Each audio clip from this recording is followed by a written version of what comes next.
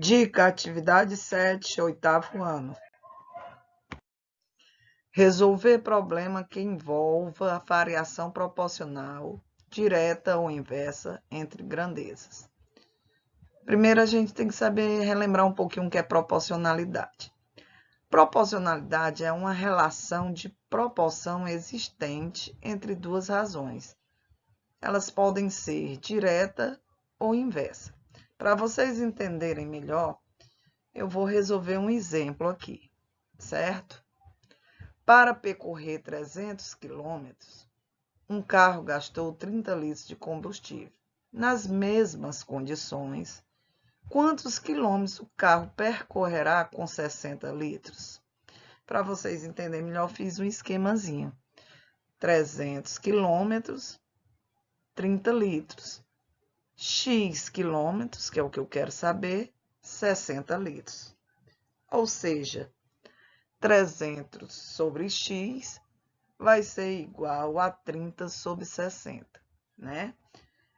Utilizando a proporcionalidade, 300 está para x, assim como 30 está para 60. E vou usar, para resolver o problema, o produto dos meios é igual ao produto dos extremos. O que é produto? Relembrando, é a multiplicação.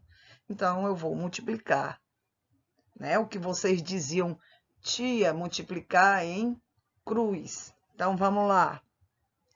X vezes 30 igual a 300 vezes 60. 30 vezes x, 30x. 300 vezes 60, 18.000. Resolvendo essa equaçãozinha aí, x vai ser igual a 18.000 dividido por 30. X igual a 600. Então, o carro percorrerá 600 quilômetros com 60 litros de combustível, certo? Ok? Grandezas inversamente proporcionais. Então, vamos agora para um exemplo de grandeza inversamente proporcional. Vamos por exemplo.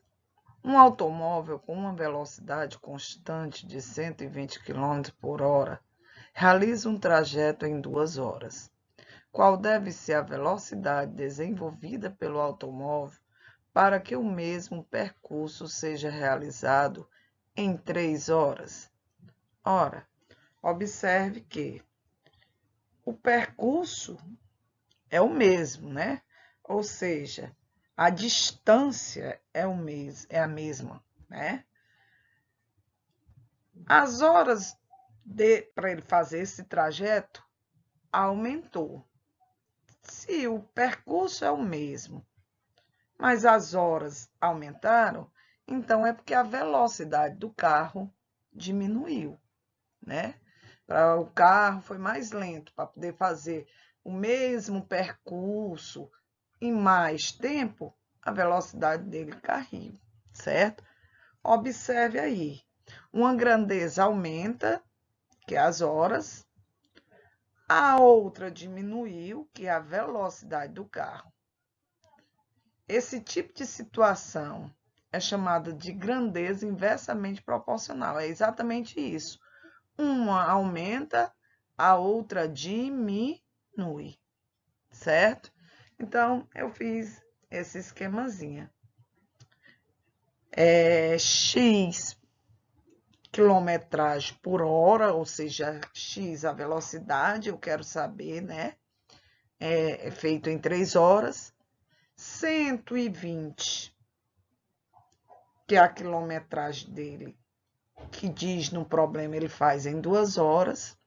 Como é inversamente proporcional, eu inverto, como mostra a seta aí. O x vai para baixo e os 120 vai para cima, certo? Então, eu tenho 120 sobre x igual a 3 sobre 2. Ou seja, 120 está para x, assim como 3 está para 2. Agora é só eu fazer o produto dos meios igual ao produto dos extremos, não é isso? X vezes 3 vai ser igual a 120 vezes 2. X vezes 3, 3x. 120 vezes 2, 240. Resolvendo essa equaçãozinha aí, x vai ser igual a 240 dividido por 3. X igual a 80. A velocidade, então, do automóvel deverá ser de 80 km por hora, né? Então, como dá para perceber nitidamente, as horas aumentaram e a velocidade realmente diminuiu, ok? Bye, bye. Bons estudos e uma excelente atividade.